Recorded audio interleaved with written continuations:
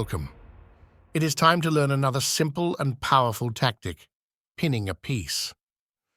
A pin occurs when a piece cannot move without placing the king in check or exposing a more valuable piece for capture. If the white knight is moved, then black can capture the white queen. Black may not be interested in capturing the white knight, as it is defended and of inferior value, but the queen is a fine target.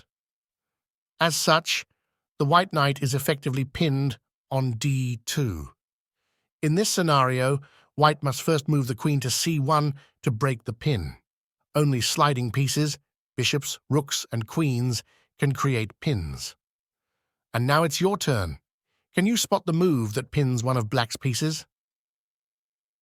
The black knight is in an absolute pin. It cannot move as it would place the king in check.